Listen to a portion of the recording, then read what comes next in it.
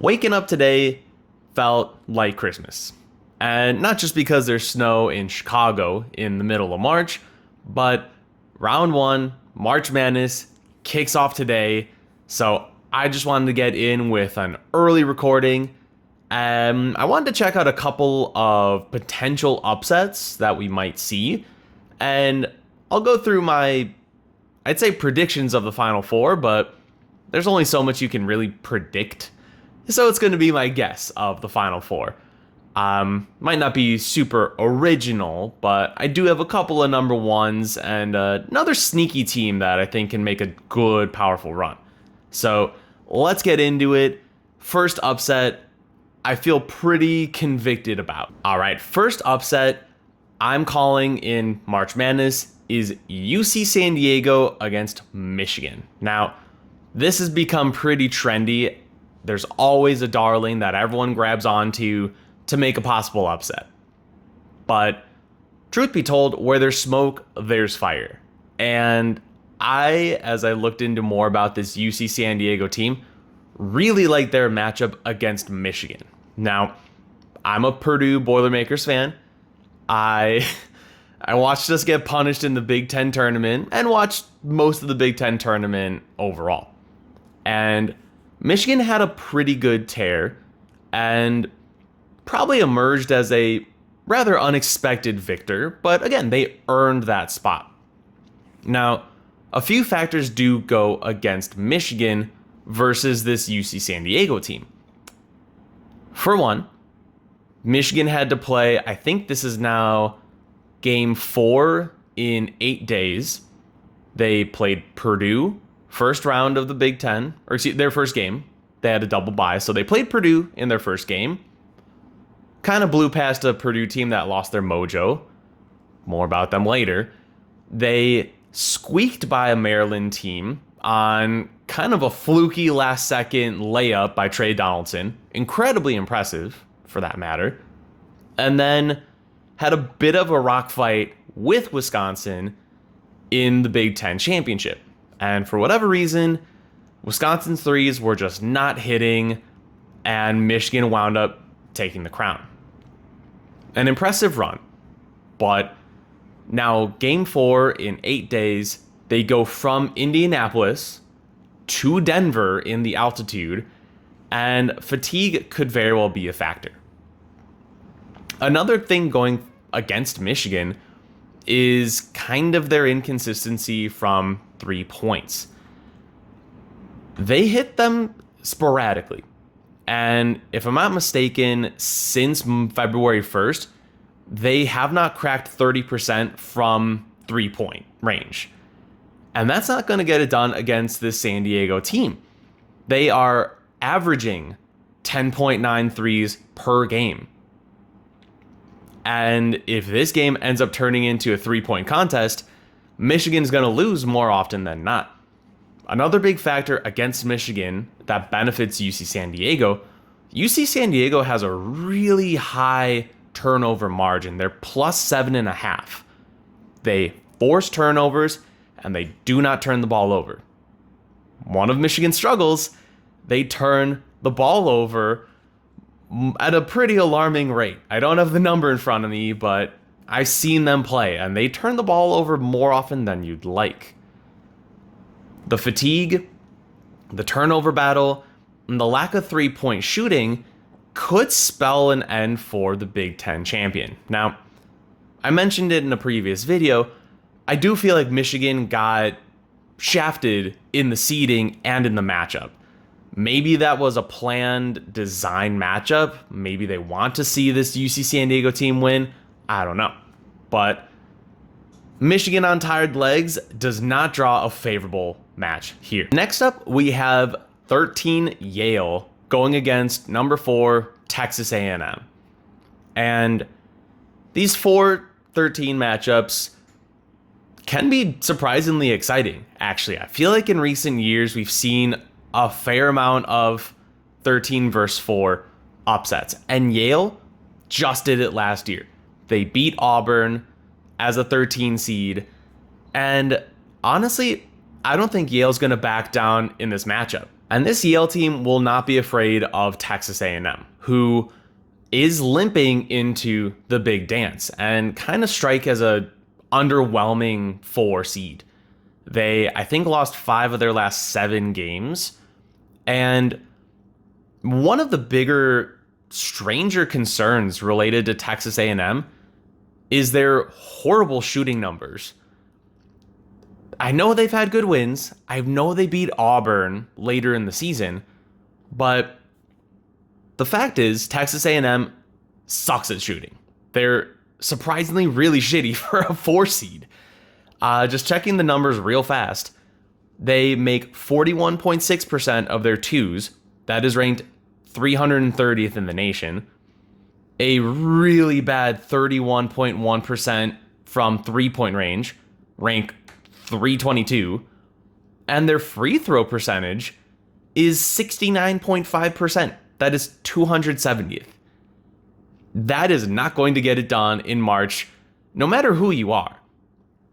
And Texas A&M does rely a lot on second chance opportunities, a lot on offensive rebounding, but this Yale team can keep up with that scrappy rebound game. And this matchup strikes me as one where it's going to be ugly. There's going to be a lot of contested rebounds. And I predict that Texas A&M won't have the same volume of offensive rebounds. Not against this Yale team. They're surprisingly really good. And especially if it ends up becoming a 3-point contest, which it very well could. Yale puts down threes at a pretty strong rate, to be honest. And again, we saw from Texas A&M's numbers, they cannot keep up. Yale hits their threes, checking the number, 38.8% from 3. And they hit 49% of their twos. Those numbers scare me when it comes to Texas A&M. It's going to be a slugfest, old school rock fight, and again, Yale's not the kind of team who's going to back down. Yale has played tough competition this year. They played Purdue. They beat Auburn last year. They did win a rock fight against Minnesota, which wouldn't consider the greatest win, but it's not like they haven't been battle tested. So this is going to be a tough one, no doubt about it. I do like Yale to at least cover plus 7.5, and I do have them advancing to face UC San Diego in round 2. Next up, I do like Drake, the 11 seed versus number 6 Missouri. And I'm really excited to watch this game. A clash of styles is unique to see. Drake, one of my good buddies, is a Drake alum. He briefed me on the team. They just play ugly, bully ball, physical defense, and suffocate opponents. And low-key, they won 31 games this season. They're 18 of their last 19. This team is tough. So, I want to say it's the slowest pace out of any tournament team, maybe slowest pace in the whole country.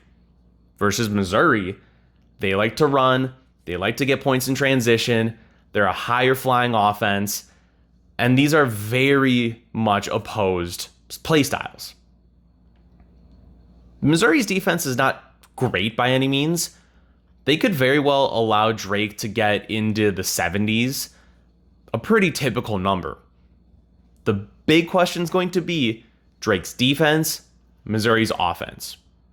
And this feels like a Drake team that could frustrate a Missouri team that likes to run, likes transition, likes speed. And if Drake can muddy things up and get into an old school rock fight here, I know I like that phrase a lot, but I think it's pretty accurate.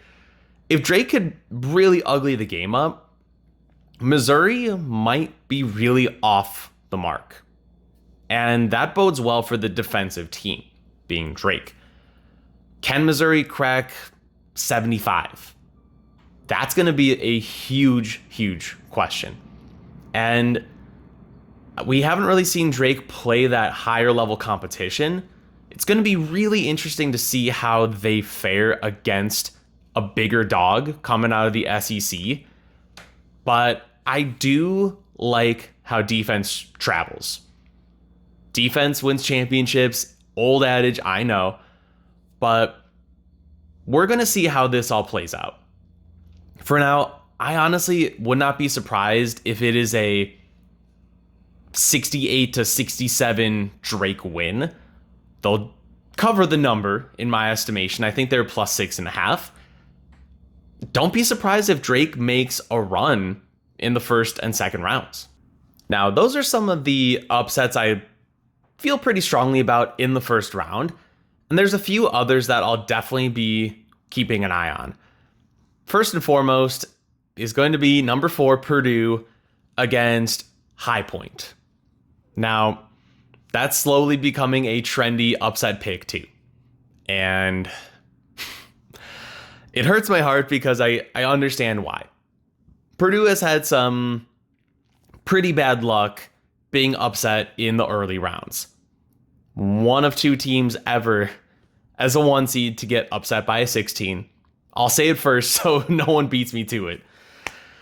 But Purdue has had some pretty tough luck in the opening round. That's just how it's been. I remember seeing Matt Painter well over a decade ago choking out big games in the first round. And it doesn't surprise me, but we still hold on to hope. We still hold on to hope. And this Purdue team concerns me just because they're limping into the tournament and it's been looking ugly. They lost 4 games in a row, granted, to tournament teams, Michigan, Michigan State, Wisconsin, Indiana, which is a rivalry, so honestly anything could happen. Then they beat Rutgers, lost to Illinois, went to a really sweaty game overtime with USC in the first round of the Big Ten tournament. They had no business being in overtime with USC. And then they got kicked in the teeth by Michigan.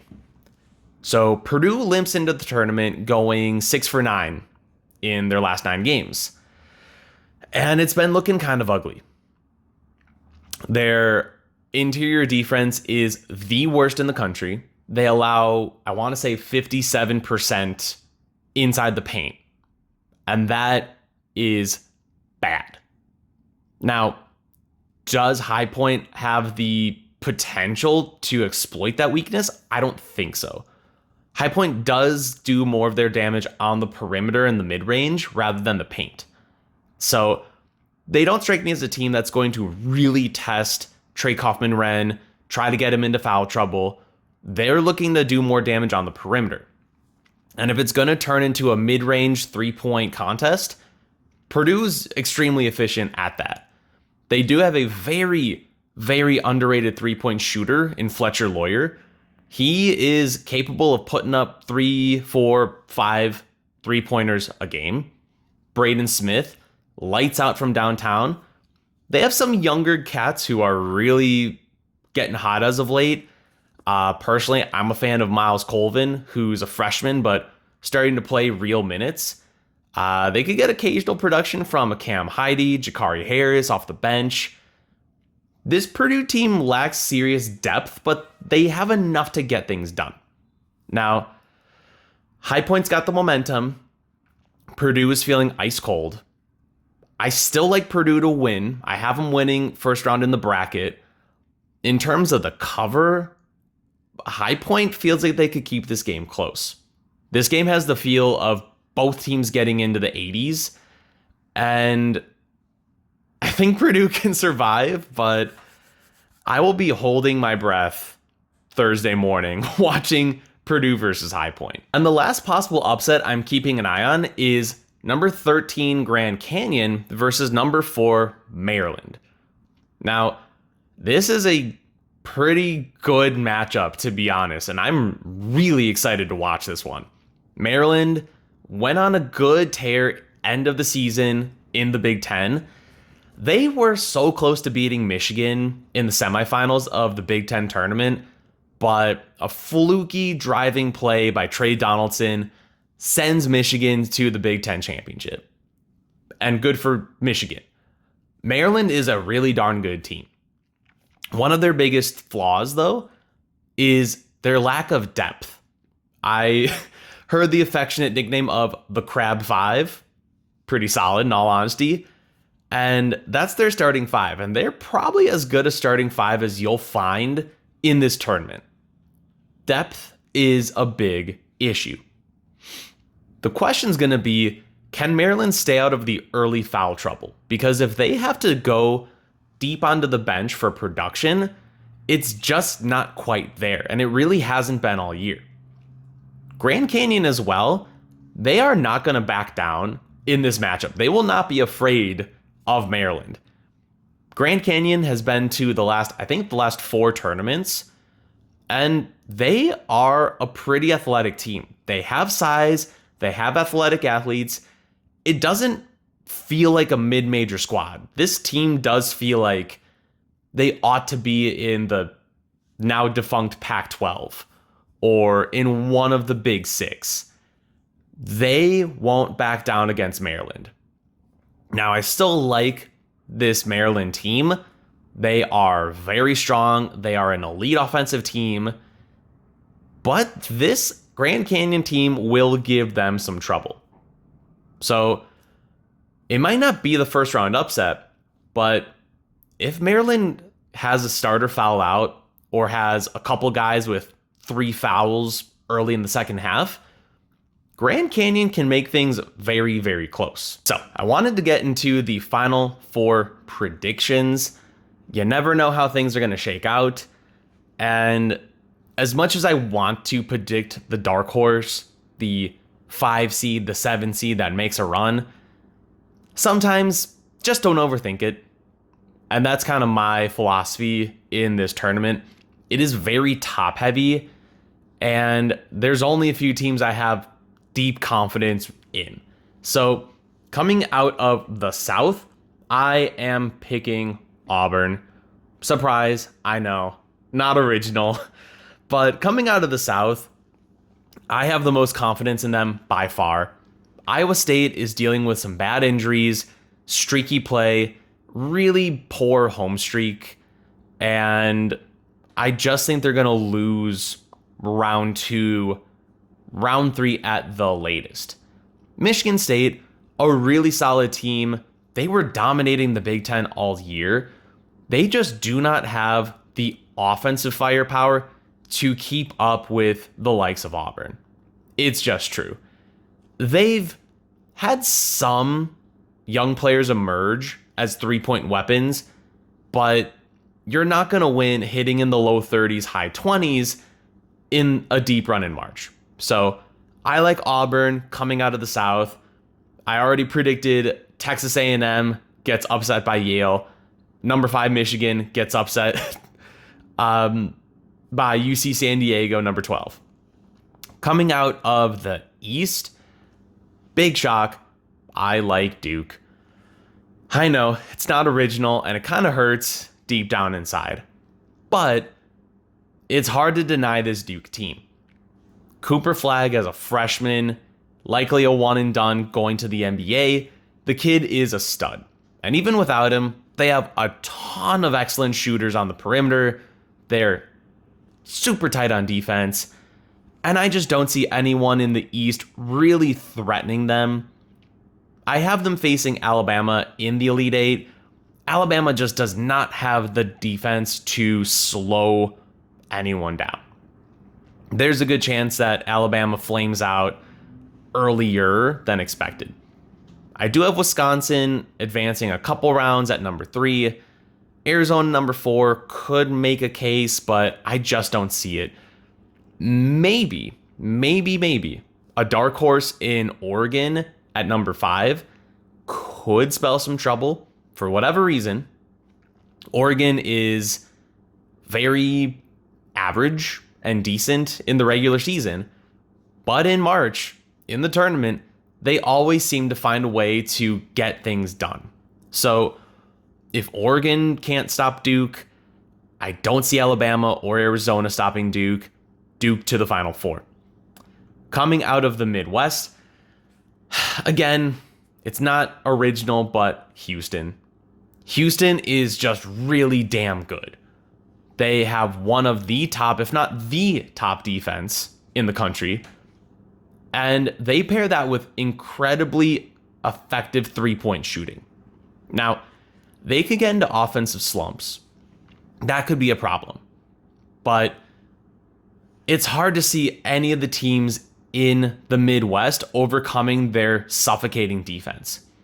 And most of the players I like emerging, they kind of play Houston's style. And if you're going to try to play that style, you're always going to be less effective than Houston themselves. I do have Houston facing Tennessee. And again, very similar style, bruising, beat you up, points in the paint. But Houston just has way better shooters than Tennessee. I also have Clemson going against Houston in the Sweet 16. Similar style. Bruising, beat you up kind of offense and defense. But again, if you're going to copy Houston style, you're going to be way less effective.